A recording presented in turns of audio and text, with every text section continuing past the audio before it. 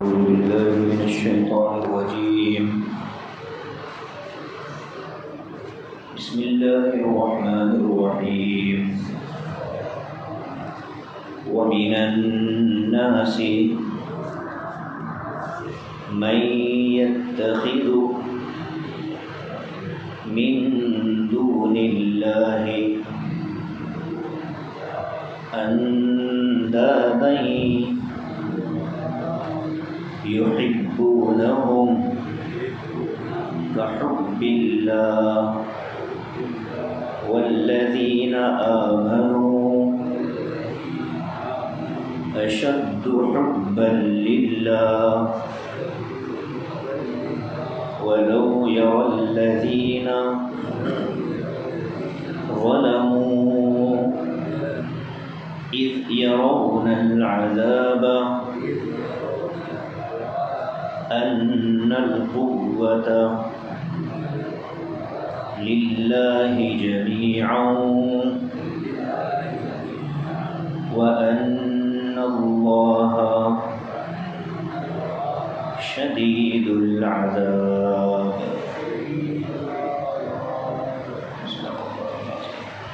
ومن الناس من يتخذ من دون الله أندادا يحبونهم كحب الله. اور لوگوں میں سے بعض وہ ہیں جو اللہ کے علاوہ دوسروں کو معبود بناتے ہیں. یحبونہم کحب اللہ، وہ ان معبودوں سے ایسی ہی محبت کرتے ہیں جیسے اللہ سے محبت ہوتی ہے.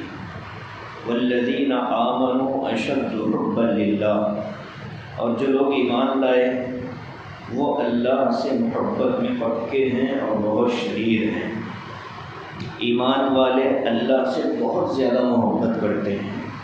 وَلَوْ يَرَى الَّذِينَ ظَلَمُوا، اور اگر ایسا ہوتا کہ ظالم لوگ دیکھ لیتے اِذْ يَرَوْنَ الْعَذَابَ، کہ جب وہ آخرت میں عذاب کو اپنی آنکھوں سے دیکھیں گے، أَنَّ الْقُوَّةَ لِلَّهِ جَمِيعًا، تو یہ سمجھ میں آ جائے گا کہ تمام کی تمام طاقتیں اور قوتیں یہ اللہ تبارک و تعالیٰ ہی کے ساتھ خاص ہیں.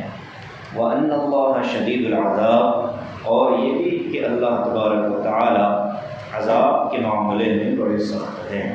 یا یہ ترجمہ کریے کہ اللہ تبارک و تعالیٰ سخت عذاب دینے والے ہیں. سورہ بقرہ کی خصوصیات میں سے خصوصیت یہ بھی ہے کہ ایک ایک آیت کے اندر اللہ تبارک و تعالیٰ نے معانی کا سمندر ڈال دیا. اس سے پہلے کے درس میں اور اس سے پہلے والے درس میں ہم لوگوں نے صرف ایک ایک آیت ہی ایک ایک مجلس میں پڑھی ہے. وَإِلَٰهُكُمْ إِلَٰهٌ وَاحِدٌ، ایک ہی آیت. اور اس کے بعد إِنَّ فِي خَلْقِ السَّمَاوَاتِ وَالْأَرْضِ، ایک ہی آیت. اب یہ جو آیت ہے آیت محبت اس کا نام ہے، آیت محبت. اللہ تبارک و تعالیٰ نے اوپر اپنی وحدانیت کی دلیلیں پیش فرمائی تھی. ان فی خلق السماوات والارض واختلاف اللیل والنہار، آیتیں نشانیاں علامات ذکر فرمائی تھی کہ زمین آسمانوں میں، زمین میں، اللہ کی مخلوق میں، اور رات دن کے آنے جانے میں، سمندروں میں چلنے والے جہازوں میں، اور ہواؤں میں، اور وہ بارشوں میں جو نازل ہوتی ہیں آسمانوں سے، جس کی وجہ سے مردہ زمین میں زندگی اور تازگی پیدا ہوتی ہے. اور اسی کے ذریعے سے پھر چوپاؤں کو دنیا میں پھیلایا گیا، ہواؤں کے آنے جانے میں، عدلنے بدلنے میں. یہ ساری چیزیں اللہ نے اپنی قدرت کو اور اپنی الوہیت کو اور اپنے ایک ہونے کو ثابت کرنے کے لیے بتایا. اور آیت کا جو اختتام تھا وہ لفظ تھا لَآيَاتٍ لِقَوْمٍ يَعْقِلُونَ، کہ یہ ساری نشانیاں ان لوگوں کے لیے نشانیاں ہیں جو عقل رکھتے ہیں. تو یہاں سے ایک بات یہ آئی کہ عقل مند آدمی اللہ کی نشانیوں میں غور و فکر کرنے کے بعد اب اسے مزید کسی اور دلیل کی ضرورت نہیں ہوتی اللہ کو ایک ماننے میں، کیونکہ واضح چیز ہے. گزشتہ جو ہم نے گفتگو کی تھی اس میں یہ بات ہم نے ثابت کی کہ اللہ تبارک و تعالیٰ کی مخلوق، اللہ کی ان نشانیوں کو دیکھ کر اللہ کا ایک ہونا کیسے سمجھ میں آتا ہے. اس پر بھی گفتگو ہوئی. تو جب اتنی آسان سی مثالیں اللہ دے کر اپنے ایک ہونے کو اور اکیلے ہونے کو اللہ بتاتا ہے تو عقل مندوں کے لیے تو یہ ضروری ہو گیا کہ وہ اگر کوئی ہدایت آسمان سے نہ بھی آتی، کوئی نبی بھی نازل نہ ہوتے، تب بھی عقل مندوں پر لازم تھا کہ وہ اللہ پر ایمان لاتے۔ لیکن اتنی واضح نشانیوں کے بھیجنے کے باوجود، انبیاء کے ایک طویل سلسلے کے چلانے کے باوجود، لوگوں میں سے بعض ایسے عقل مند بھی ہیں، عقل کے ہونے کے باوجود وہ پھر اللہ کے ساتھ دوسروں کو معبود بنا لیتے ہیں۔ تو یہ آیت پچھلی آیت سے اس طرح سے مربوط ہو گئی کہ آیت کے اختتام پر عقل مندوں سے اللہ نے گفتگو کی، اب پھر انہی میں سے اللہ فرماتے ہیں کہ کچھ ایسے بھی ہیں کہ عقل بھی ان کے پاس ہے، نشانیاں بھی ان کے سامنے ہیں، پھر بھی وہ اللہ کو چھوڑ کر یا اللہ کے ساتھ ایسے دوسروں کو معبود بنا لیتے ہیں۔ اچھا، صرف اتنا نہیں کہ معبود بنا کر کے اپنی ضروریات میں ان سے مدد مانگتے ہیں، بلکہ ان سے عقیدت اور محبت کا تعلق بھی رکھتے ہیں، اور وہ محبت اس درجے کی رکھتے ہیں جیسے کہ ایک مخلوق کو اللہ سے، مخلوق کو خالق سے جو محبت ہوتی ہے اس درجے کی محبت یہ ان باطل اور جھوٹے معبودوں سے کرتے ہیں۔ یہ جو آیت ہے اس میں رب تعالیٰ نے فرمایا کہ اللہ سے جیسی محبت ہوتی ہے ویسی محبت یہ معبودان باطلہ سے کرتے ہیں۔ اب یہاں سوال یہ پیدا ہوتا ہے کہ انسان، ہمارا ایمان ہے کہ جو معاملہ انسان کا اللہ کے ساتھ ہے وہ کسی اور کے ساتھ نہیں ہو سکتا۔ لیس کمثلہ شیء، اللہ کے جیسی تو کوئی چیز نہیں، تو اللہ کے جیسی محبت بندے کیسا کرتے ہیں مخلوق سے؟ ان جھوٹے معبودوں سے کیسے اللہ جیسی محبت کرتے ہیں؟ تو اس کا جواب یہ دیا گیا کہ جیسے معاملات اللہ کی محبت میں آ کر کرتا ہے، جیسے سجدہ، پیشانی، یہ محبت کی آخری علامت ہے کہ میری سب سے قیمتی چیز، میری سب سے معزز اور عزت والی جو چیز ہے وہ میری پیشانی ہے، اور میں اس کو زمین پر رگڑ رہا ہوں، اور جس ذات کے آگے میں رگڑ رہا ہوں وہ ذات مجھے اپنی ذات سے بھی زیادہ محبوب ہے، مجھے وہ ذات اپنی ذات سے زیادہ محبوب ہے، اور یہ مرتبہ اور مقام اللہ کے علاوہ کسی اور کا نہیں ہو سکتا۔ لیکن جو مخلوق، جو لوگ جا کر کے اللہ کے غیر کے آگے سجدہ کرتے ہیں، تو اس کو بھی سمجھنا چاہیے کہ بظاہر جو معاملہ اللہ کے ساتھ ہونا تھا وہ غیر اللہ کے ساتھ کر رہے ہیں، گویا کہ ان کے دلوں میں بھی محبت ایسی ہے اس معبود کی جیسے اللہ کی ہونی چاہیے۔ اس کو اللہ نے اس پہلائے میں بیان فرمایا، یحبونہم کحب اللہ، یہ ان معبودوں سے ایسی محبت کرتے ہیں جیسے کہ اللہ سے محبت ہونی چاہیے۔ اب جتنا کام اللہ سے محبت کا تقاضا ہے ان کاموں کے اندر اس کو نقل کر کے غیر اللہ کے ساتھ جوڑا گیا، جیسے اللہ سے محبت کا تقاضا عبادت ہے، اللہ سے محبت کا تقاضا اطاعت ہے، اللہ سے محبت کا تقاضا اس کی یاد ہے، اللہ سے محبت کا تقاضا اس کے غصے اور اس کی ناراضگی سے ڈرنا ہے کہ بھئی یہ کام نہ کرو اللہ ناراض ہوگا، اس کی محبت سے ہمیں جو ہے محروم ہونا پڑے گا، رحمت سے دور ہونا پڑے گا۔ اب یہ ساری کیفیات آپ غور کریں کہ ایک طبقہ کو پایا جاتا ہے جو صراحتاً کھلم کھلا غیروں کے ساتھ بھی یہ معاملہ رکھتے ہیں، جیسے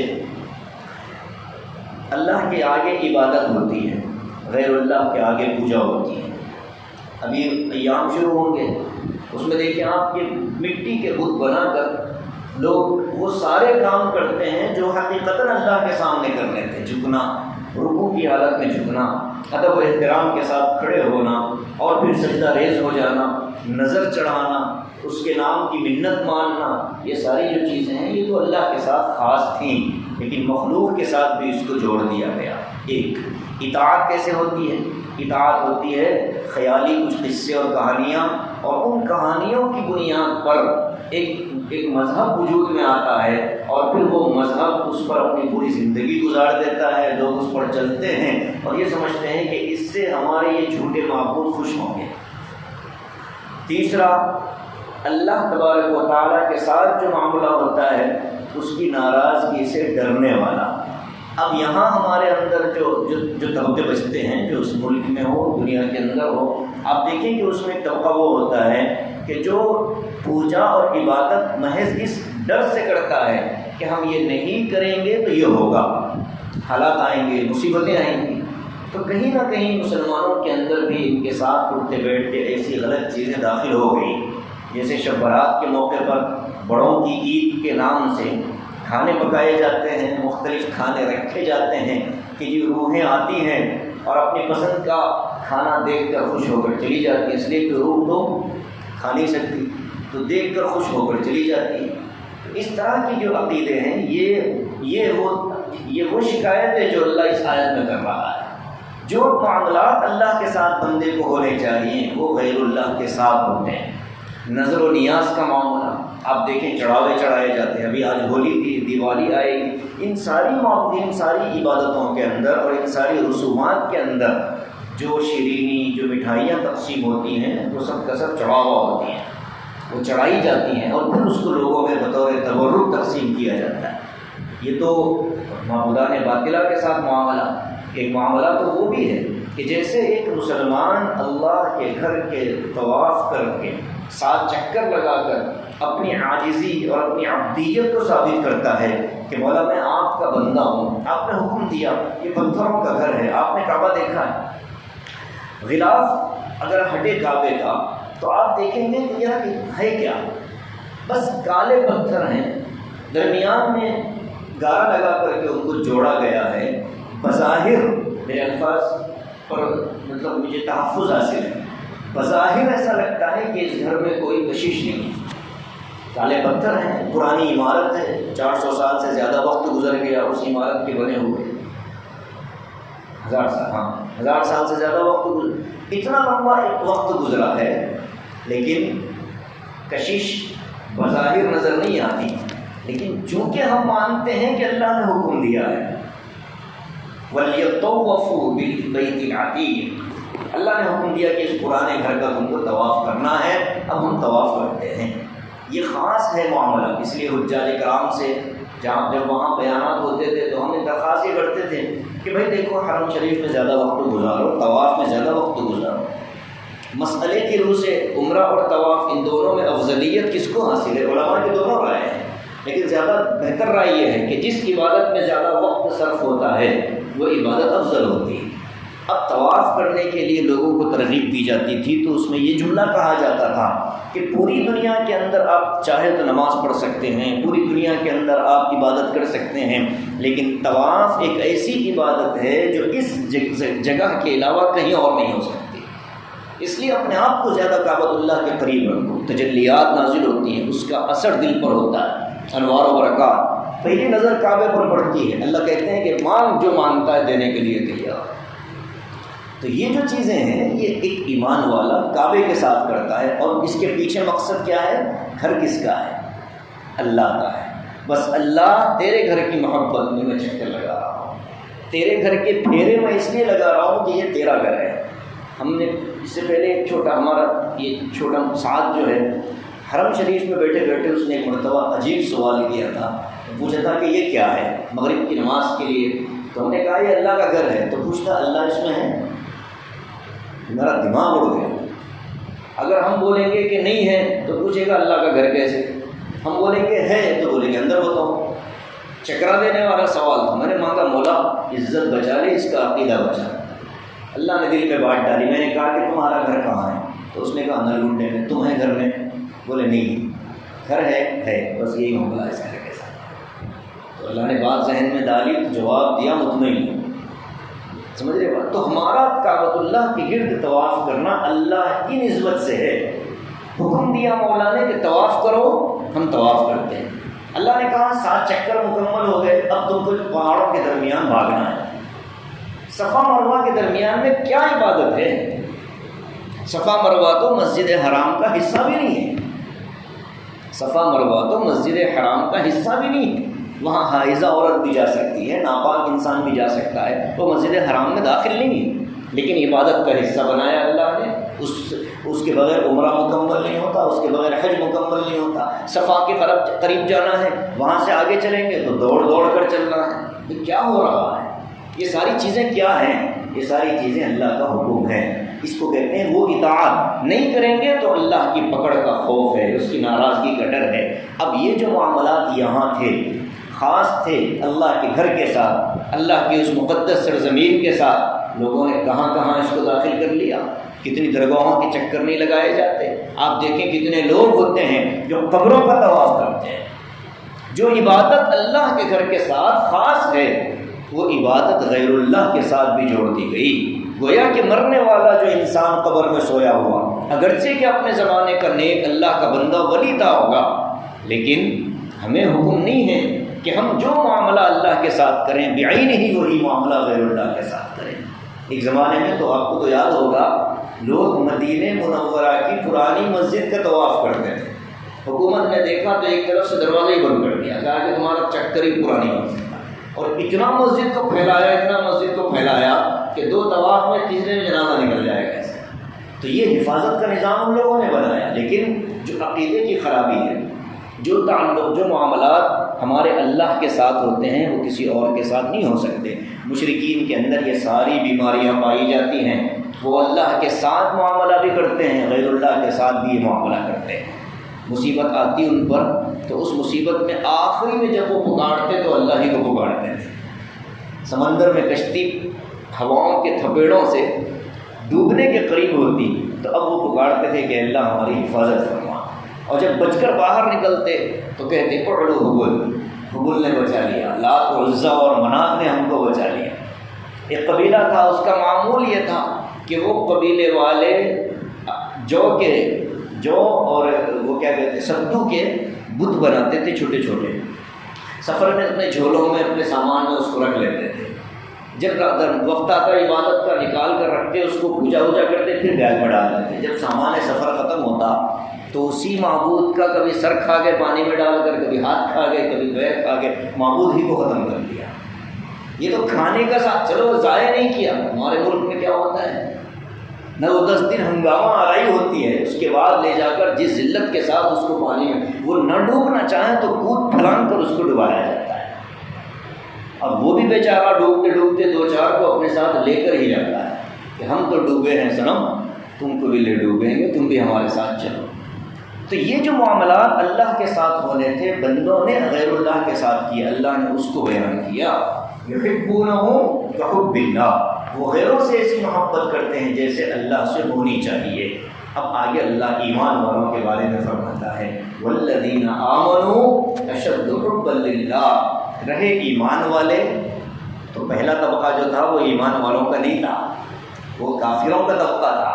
ہاں، اگر کوئی ایمان والا اپنے اندر ان بیماریوں کو پاتا ہے تو اس کو سمجھ لینا چاہیے کہ یہ میں ایمان والے طبقے میں نہیں ہوں، کافروں والے طبقے میں ہوں، اس لیے کہ میرا ذکر تو اللہ آگے فرما رہا ہے والذین آمنوا اشد حبا للہ، جو ایمان والے ہوتے ہیں وہ اللہ سے ٹوٹ کر محبت کرتے ہیں، بہت زیادہ محبت کرتے ہیں۔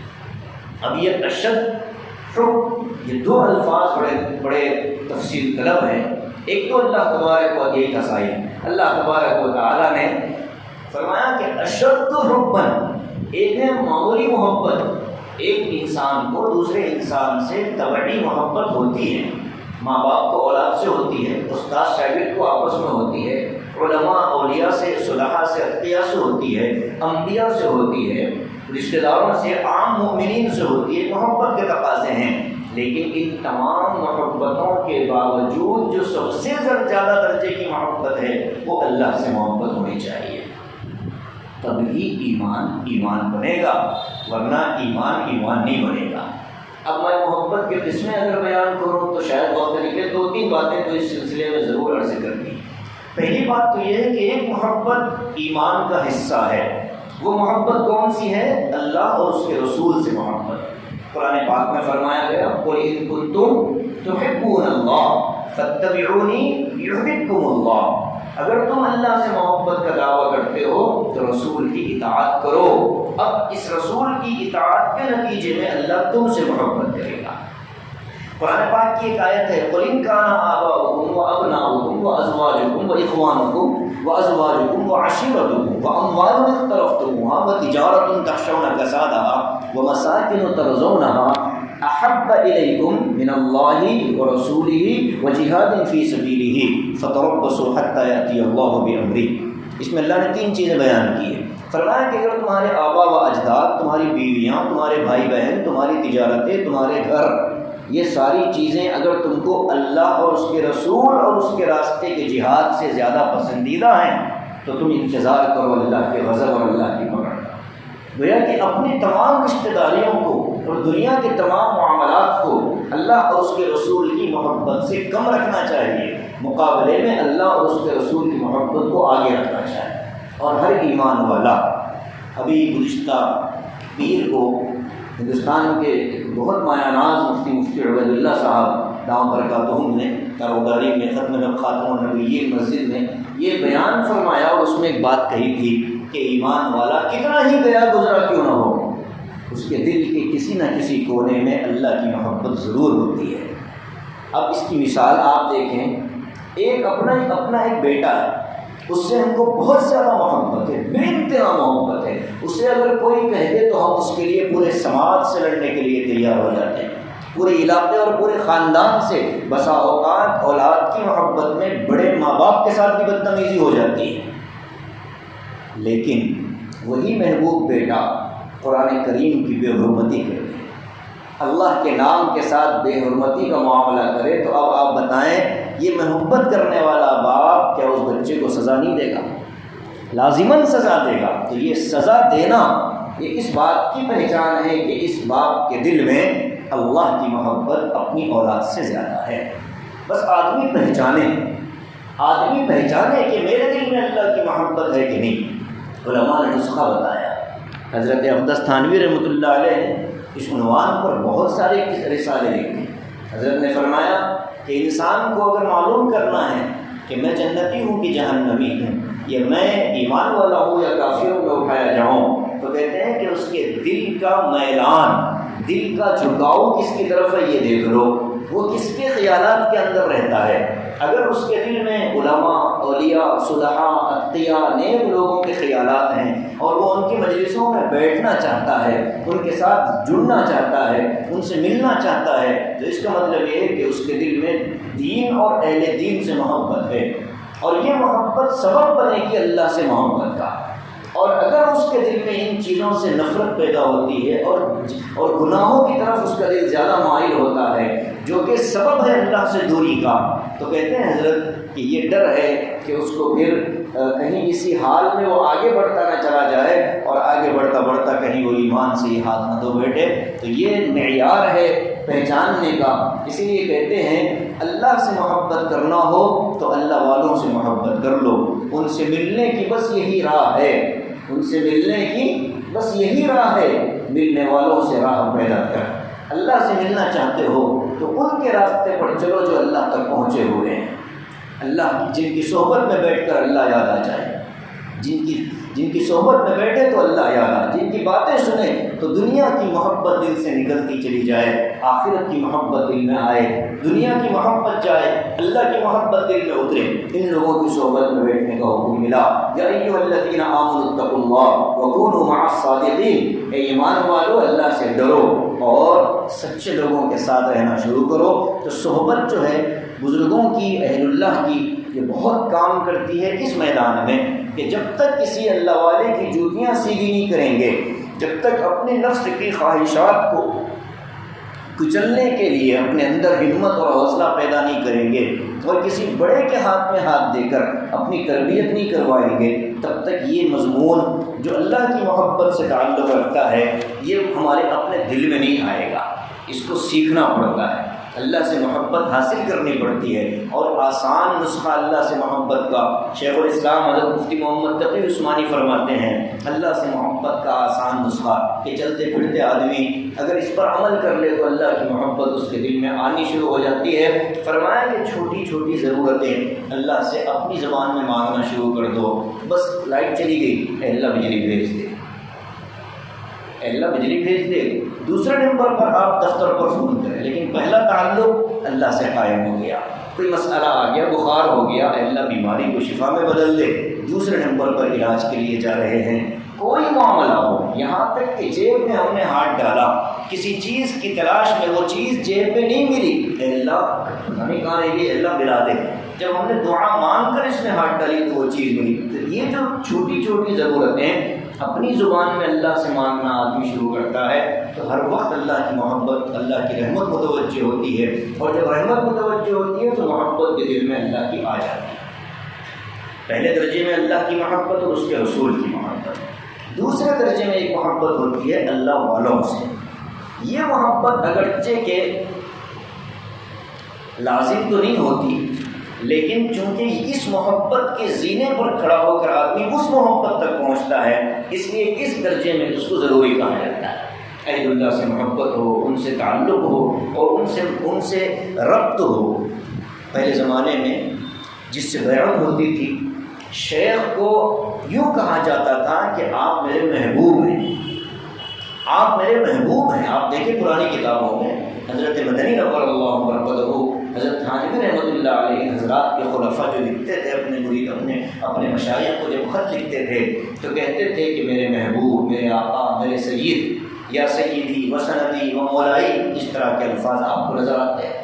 اور بزرگوں کے اندر یہی وہ چیز تھی کہ اپنے شیخ سے بے انتہا محبت، جس کو کہتے ہیں تعلق مع الشیخ، جس کے نتیجے میں پھر محبت کے لیے دروازے کھلتے ہیں۔ فنا فی الشیخ کی منزل آتی ہے، آگے بڑھتے ہیں تو فنا فی رسول کی منزل آتی ہے، اور پھر آگے بڑھتے ہیں تو فنا فی اللہ کی منزل آتی ہے۔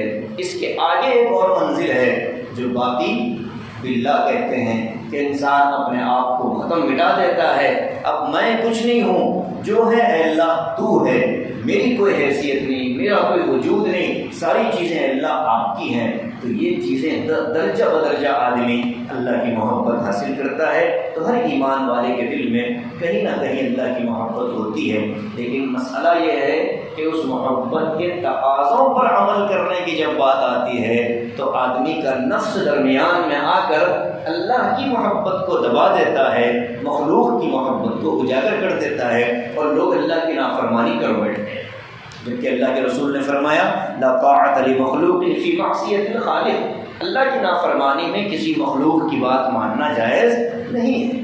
حضرت معاذ بن جبل رضی اللہ تعالی عنہ نے اللہ کے رسول سے یہ کہا تھا کہ یا رسول اللہ، ہم کو آپ سے بہت محبت ہے، میں یہ چاہتا ہوں کہ جیسے بادشاہوں کے دربار میں لوگ سجدہ کرتے ہیں، محبت کا سجدہ کرنے کی آپ اجازت دیجیے۔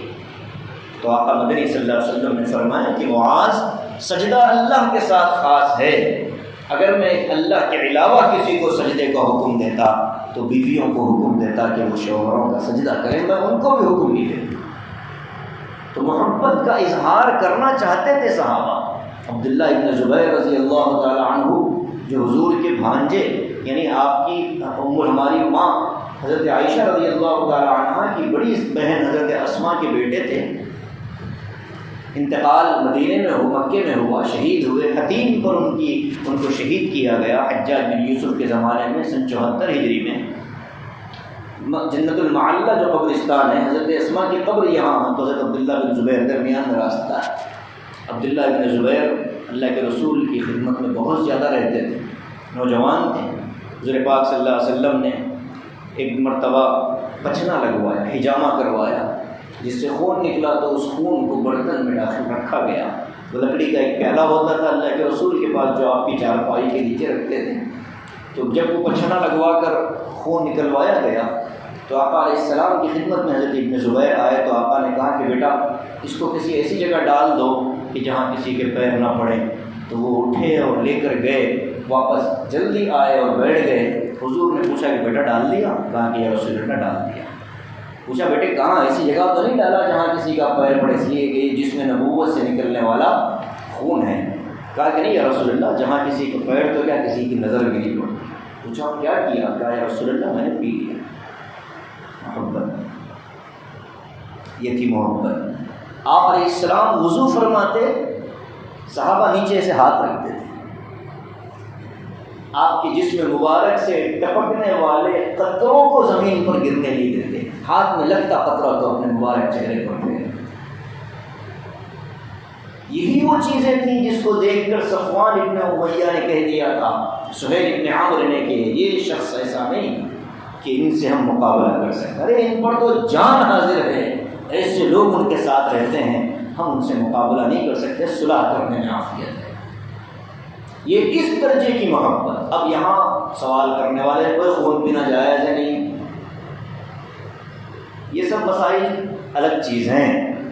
حضور پاک صلی اللہ علیہ وسلم کی محبت میں اس شخص نے یہ کام کیا حضور کی موجودگی میں، اب اس کے اوپر حضور نے کوئی نکیر نہیں فرمائی، معاملہ ختم۔ اب دنیا میں حضور جیسا کون، ابن زبیر جیسا کون، تو وہ سوال ہی پیدا نہیں ہوتا۔ تو اس لیے وہ محبتیں جو صحابہ کی اللہ کے رسول سے تھیں، اس کا سر چشمہ بھی اللہ کی محبت تھی۔ فزت ورب الکعبہ، ان کے الفاظ دیکھیں، عربوں میں آج بھی وہ چیز موجود ہے، وہ بات بات پر اللہ کا نام لیتے ہیں، لا واللہ لا واللہ، قسم بخدا میں نہیں کی۔ اتنا زیادہ اللہ کو یاد کرتے ہیں، تو کثرت سے اللہ کو یاد کرنا اللہ کی طرف سے یاد کرنے کا سبب ہے۔ پیچھے ہم پڑھ کر آئے ہیں فاذکرونی اذکرکم، مجھے یاد کرو میں تمہیں یاد کرتا ہوں۔ تو مشائخ نے اللہ کی محبت کو دل میں بسانے کے لیے اذکار دیے ہیں، وقت فارغ کروایا کہ بھئی تم بیٹھو، آدھا گھنٹہ 40 منٹ نکالو، تنہائی میں اللہ اللہ کرو، آہستہ پکارو، جب آواز بلند ہو تو زور سے پکارو، لا الہ الا اللہ، اللہ، محبت سے آواز لگاؤ۔ پھر جب اللہ کی محبت دل میں آئے گی تو پھر وہ آیت جس میں اللہ فرماتے ہیں والذین آمنوا اشد حبا للہ، ایمان والے جو ہیں وہ اللہ سے بے پناہ محبت کرتے ہیں۔ اب یہ جو دو جملے اللہ ارشاد فرما کر آگے کہتے ہیں کہ یہ ظالم جنہوں نے شرک کیا، اللہ کے علاوہ غیروں کی پوجا کی، اگر یہ قیامت کا منظر دیکھ لیتے کہ کیسے ان کو عذاب دیا جائے گا شرک کی بنا پر، بلکہ سعید ابن المسیب رحمۃ اللہ علیہ کی کے حوالے سے ایک بات ابھی میں آج پڑھ رہا تھا، اس میں یہ لکھا ہے کہ قیامت کے دن اللہ تبارک و تعالی مشرکین کو بلا کر یہ کہیں گے کہ دیکھو یہ تمہارے سب جھوٹے معبود ہیں، میں ان کو جہنم میں ڈال رہا ہوں، تم کو ان سے محبت ہو تو تم بھی ان کے ساتھ جہنم میں چلے جاؤ۔ تو وہ کہہ دیں گے کہ نہیں، یہ نہیں ہو سکتا۔ تو اللہ اپنے چاہنے والوں کو کہے گا اے میرے بندو، یا اللہ حکم فرمائیے، مجھ سے محبت ہے یا اللہ بہت ہے، جہنم میں کودو۔ تو پورے اللہ سے محبت کرنے والے کودنے کے لیے دوڑ پڑیں گے، ان کے دوڑنے کو اللہ کی طرف سے آواز آئے گی، عرش کے نیچے سے ایک بندہ ایک فرشتہ پکارے گا والذین آمنوا اشد حبا للہ، ایمان والے ہیں جو اللہ سے بے پناہ محبت کرتے ہیں، اللہ کا حکم ہو تو جہنم میں جانے کے لیے بھی تیار ہیں۔ بس یہ منظر دیکھ کر مشرکین کا دل بیٹھ جائے گا اور افسوس ہوگا کاش دنیا میں اللہ کے علاوہ کسی اور کو اپنا معبود نہ بنایا ہوتا۔ میرے بھائی یہ وہ مقام ہے جو ہم کو حاصل کرنا ہے۔ محبتیں تو بہت لگی ہیں دنیا کے ساتھ، لیکن اصل جو محبت ہمارے دل میں آنی ہے وہ اللہ کی آنی ہے۔ اس کے لیے اللہ والوں سے تربیت لینی پڑتی ہے کہ میں اپنی زندگی کن حدود پر گزاروں کہ میرے دل میں اللہ آئے۔ اللہ کو اپنے اندر وسانے کے لیے اللہ کو پہچاننے والوں سے، ان کی تربیت میں رہنے والوں سے رابطہ کریں، قائم کریں اپنے تعلقات کو، انشاءاللہ مزہ آئے گا۔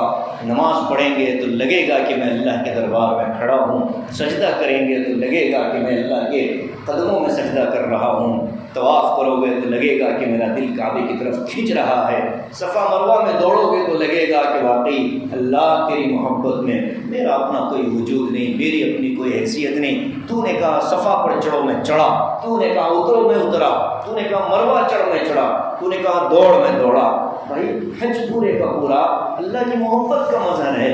اللہ کی تلاش میں کبھی آدمی مینا چلا گیا، ایک دن قیام ہوا، کہا کہ نہیں عرفات جاؤ، عرفات کے لیے دوڑا، کہا کہ رات یہاں نہیں گزارنی ہے، مزدلفہ جانا ہے، وہاں چلے گیا، کہا کہ فجر کے بعد کچھ دیر کھڑے ہو پھر مینا جاؤ۔ اور دیکھو اللہ کی محبت میں رکاوٹ لانے والا سب سے پہلا یہ آپ کا شیطان ہے، جاؤ کنکری پھینک کر آؤ، شیطان پر کنکریاں پھینکی۔ یہ سارا مظہر اللہ تبارک و تعالیٰ کی محبت کو دل میں بٹھانے کے لیے، اس لیے اللہ سے محبت مانگنا ہے۔ اللہم انا نسألک حبک، دوسرے الفاظ ہیں اللہم ارزقنا حبک وحب من یحبک، اللہ ہم آپ کی محبت چاہتے ہیں اور آپ سے جو محبت کرتے ہیں ان کی بھی محبت چاہتے ہیں، تاکہ میں نے جو بات کہی کہ ان سے ملنے کی بس یہی راہ ہے، ملنے والوں سے راہ پیدا کر۔ تو تو اللہ والوں سے رابطہ ضروری ہے۔ مشرکین کو مایوس کیا جا رہا کہ جب یہ عذاب میں مبتلا دیکھیں گے تو ان کو معلوم ہو جائے گا کہ تمام قوتیں اور طاقتیں تو اللہ کے پاس ہیں، جو اللہ کے علاوہ جن کو پوچھتے تھے ان کے پاس تو کوئی طاقت اور کوئی قوت نہیں ہے۔ وَأَنَّ اللَّهَ شَدِيدُ الْعَذَابِ، اور اللہ تبارک و تعالیٰ بہت سخت عذاب دینے والا ہے۔ یہ آیت محبت کہلاتی ہے۔ عامل حضرات اس کو محبت کی پڑیا بنا کر بھی دے دیتے ہیں، جائز محبت کے لیے بھی اس کا استعمال ہوتا ہے۔ میاں بیوی میں جھگڑا ہے، نا اتفاقی ہے، تو اس آیت کو کہتے ہیں کہ اتنی مرتبہ پڑھو، اتنی چیزوں پر دم کرو، شوہر بیوی کو کھلائے، بیوی شوہر کو کھلائے، محبت جائے۔ ظاہر ہے کہ ناجائز محبت کرنا ہی حرام ہے، تو اس میں پھر قرآن کا استعمال تو ڈبل حرام ہے۔ اس لیے میاں بیوی میں نا اتفاقی ہو تو اس آیت کو پڑھ کر دم کرنے کی بات کہی جا سکتی ہے۔ باپ بیٹے سے ناراض ہے، بیٹا باپ سے ناراض ہے، ماں بیٹی سے ناراض، جو جائز رشتے ہیں ان رشتوں کے اندر اس آیت کو پڑھ کر دم کرنے سے انشاءاللہ فائدہ ہوگا۔ لوگوں نے، علماء نے لکھا ہے، ہم نے نقل کر دیا ہے، نہ ہم عامل ہیں نہ ہمیں اس کا کوئی تجربہ ہے۔ بہرکیف یہ جو آیت محبت ہے، اس کے ضمن میں تو ہم کو جو باتیں آئی ہیں اس کا تقاضا یہ ہے کہ ہم اللہ سے محبت کرنے والے بنیں، اللہ کے رسول سے محبت کرنے والے بنیں۔ اس کے لیے اللہ سے مانگنا پڑے گا کہ اللہ اپنی محبت ہمارے دلوں میں بے بس فرما دے، اور ایسی بے بس فرما دے کہ موت تک بھی وہ محبت ختم نہ ہو۔ حضرت ابراہیم علیہ السلام کے پاس ملک الموت نے آ کر کہا کہ وقت ہو گیا، چلیے بلا رہے ہیں۔ حضرت ابراہیم نے کہا کہ میں تو اللہ کا دوست تھا نا، خلیل ہوں نا، کیا کوئی خلیل بھی خلیل کی روح قبض کرتا ہے؟ تو فرشتہ بھی تو اللہ کی طرف سے آیا تھا، اس نے جا کر کہا اللہ میں ہوں تو ایسا بول رہے۔ تو حضرت اللہ پاک نے کہا کہ ذرا پوچھو تو صحیح، کیا کوئی دوست سے ملنے تاخیر کرتا ہے؟ دوست سے ملنے کے لیے بھی چوچاں کرتا ہے؟ تو جب حضرت ابراہیم نے بات سے کہا بھائی جلدی نکال لیں گے۔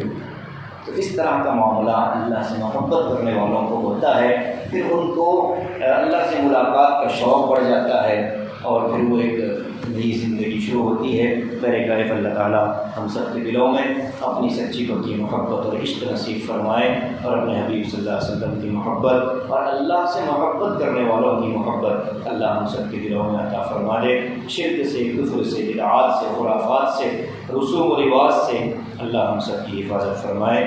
آمین۔ وآخر دعوانا الحمد للہ رب العالمین۔